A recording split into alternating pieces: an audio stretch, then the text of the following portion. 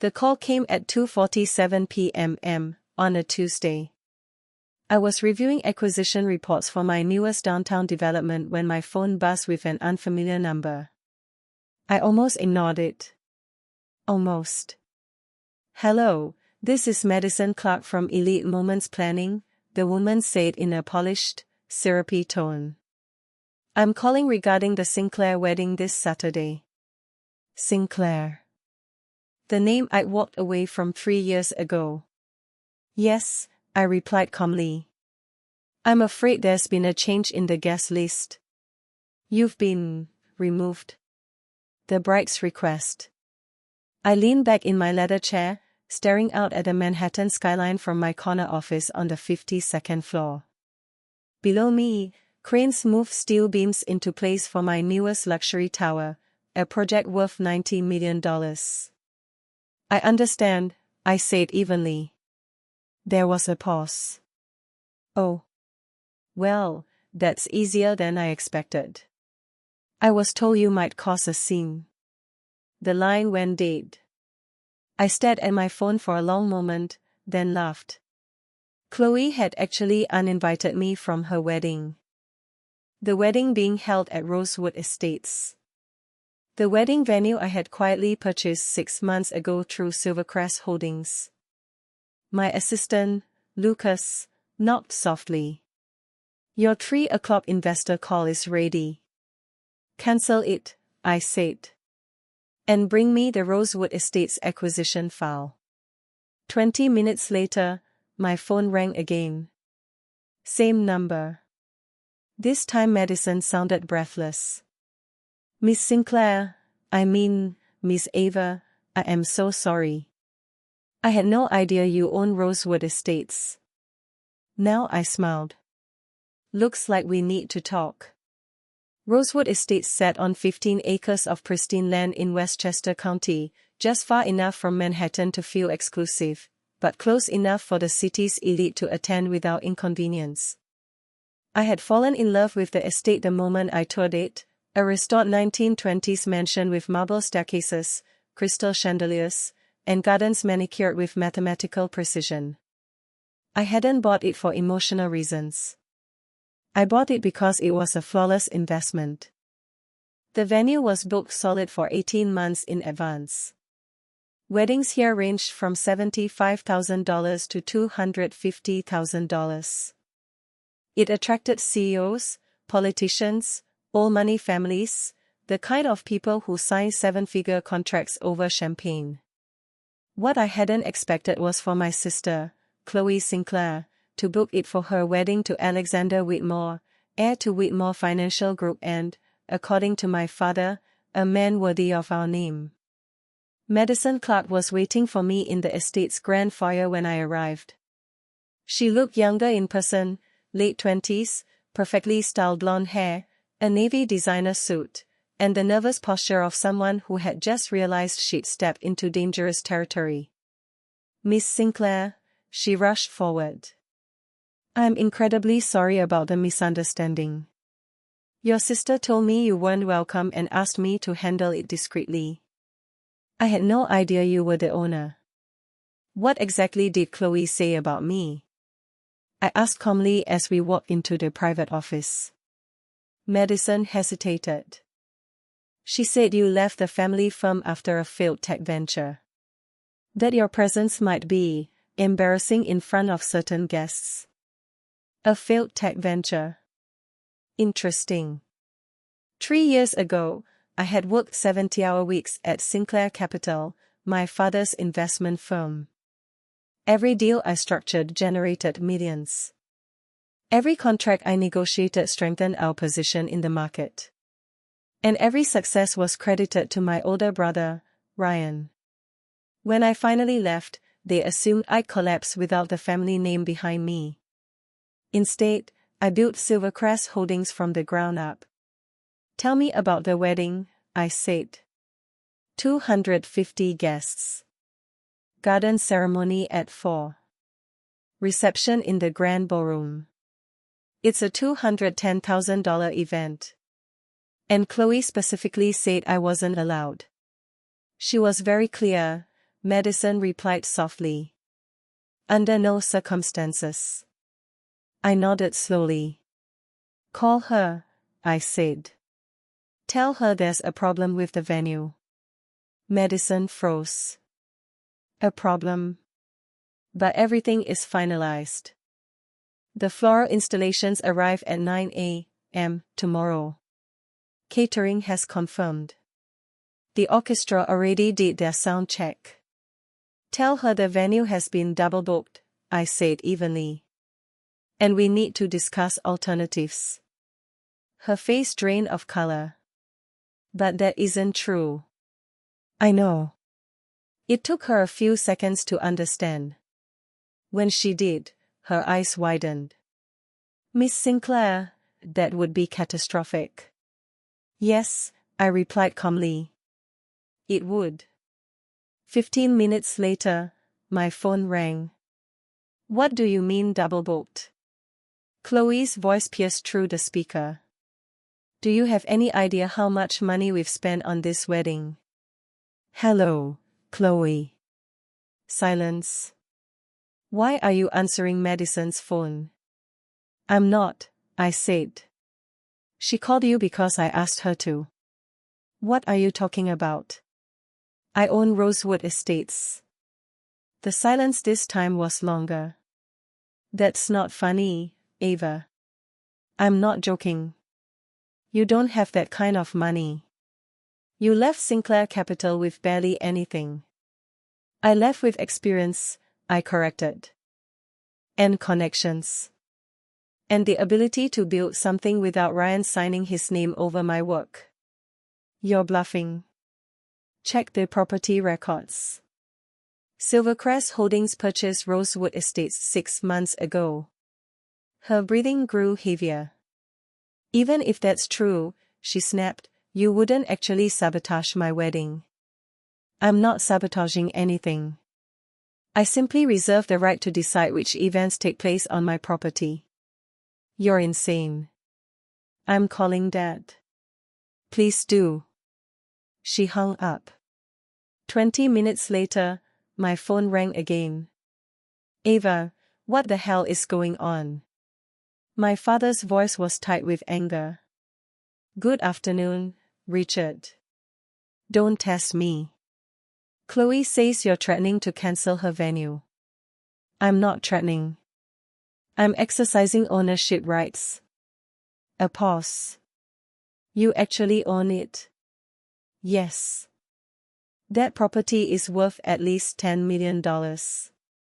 I know, I said calmly. Another silence. This one heavier. How? He finally demanded. I leaned back in the leather chair inside the estate's office, looking out at the perfectly trimmed gardens where my sister planned to say her vows. The same way you built your empire, I said. One deal at a time. And for the first time in years, my father had no immediate response. Part 4, the empire they never saw, or telling me, my father said slowly, that you built enough capital in 3 years to acquire a $10 million estate. Not just the estate, I replied. Silence stretched across the line. When you left Sinclair Capital, you had maybe $60,000 in savings, he continued. You had no board, no institutional backing. Nothing. I had leverage, I corrected. And information. 3 years ago, while Ryan presented polished slides in boardrooms, I had been the one building the financial models behind them. I structured municipal bond packages. I negotiated redevelopment incentives with city councils. I cultivated relationships with private equity partners who preferred dealing with competence over ego. When I left, I didn't leave empty-handed. I left with insight. Do you remember the Harbor District redevelopment? I asked. Of course. That was Ryan's breakthrough deal. No, I said quietly. It was mine. I sourced the land parcels. I negotiated the zoning adjustments. I structured the layered financing. Ryan showed up for the press conference. The line went still. And the Northgate Logistics acquisition, I continued. The deal that earned Sinclair Capital $12 million in advisory fees. I identified the target and built the valuation model. That's not, it is, I said firmly. You just never asked. I stood and walked toward the tall windows of the Rosewood office, watching Garner's place final touches along the stone pathway that would lead Chloe to the altar tomorrow. Silvercrest Holdings currently owns 14 commercial properties across New York and Connecticut, I said. Total portfolio value, $168 million. We also hold majority stakes in 2 mixed-use developments breaking ground next spring. The silence on the other end was no longer anger. It was calculation. You're exaggerating. I can forward audited statements if you'd like. A long exhale. And you're using this leverage against your sister. I'm using boundaries, I replied. She uninvited me from a venue I own because she thinks I'm an embarrassment. That's a family issue. No, I said evenly. It's a respect issue. Another pause. What do you want, Ava? Finally. I want Chloe to apologize, I said. Not for optics. Not for damage control. A real apology. And if she doesn't? I glanced outside again at the perfect gardens, the imported roses, the marble fountain. Then she has 18 hours to find another venue. For the first time in my life, my father sounded uncertain. This isn't how families operate. No, I said softly. This is how business operates. I learned that from you. He didn't respond. He just hung up. Part 5, the apology. An hour later, Chloe called back. Her voice was different this time. Quieter. Controlled. Ava. Yes. Mom says I should apologize. There was no attitude in her tone now. No superiority. Just hesitation. I'm listening, I said calmly. A long pause followed. I don't understand how this happened, she admitted. How you went from being, well, struggling, to owning half of Westchester without any of us knowing. I wasn't struggling, I said. I was building. We thought your startup failed. It didn't fail. It evolved. I pivoted into real estate data analytics. That turned into advisory contracts. Those contracts turned into equity stakes. Equity turned into ownership. She was silent again, processing. We really hurt you, didn't we? She asked softly. It was the first time anyone in my family had acknowledged it out loud. Yes, I said. You did. Another pause. I could hear the faint sound of wedding preparations in the background, voices, movement, controlled chaos. I'm sorry, Chloe said finally. For uninviting you. For calling your business a failure. For assuming you couldn't succeed without the family name. I was wrong. It wasn't dramatic. It wasn't perfect. But it was real. And I want you there, she continued. Not because you own the venue. Because you're my sister. I leaned back in the office chair and stared at the ceiling for a moment. I could push further. I could demand a public apology. Force Ryan to admit he took credit for my deals. Make my father acknowledge years of bias. But that would turn this into revenge. And I wasn't here for revenge. I'll be there, I said. A sharp breath of relief came through the phone. Really? Yes. But Chloe. Yeah. This conversation never happened. Tomorrow, I'm just a guest. I understand. She hesitated again. Thank you, Ava. After the call ended, Madison stepped into the office cautiously. Is the wedding still on? She asked. Yes, I said, standing. Make sure everything is flawless. It will be. As I walked through the marble foyer toward the exit, I felt something unfamiliar settle in my chest. Not triumph. Not resentment. Power, balanced by choice. Tomorrow, Rosewood Estates would host one of the most exclusive weddings of the season. And no one attending would know that the woman sitting quietly in the third row had nearly shut the entire event down with a single decision. But my family would know. And that was enough. Part 6, Equal Ground. I arrived at Rosewood Estates at 3:30 p.m., 30 minutes before the ceremony. The September air was crisp, the sky impossibly clear, the kind of perfect weather you couldn't buy, even with a 7-figure budget.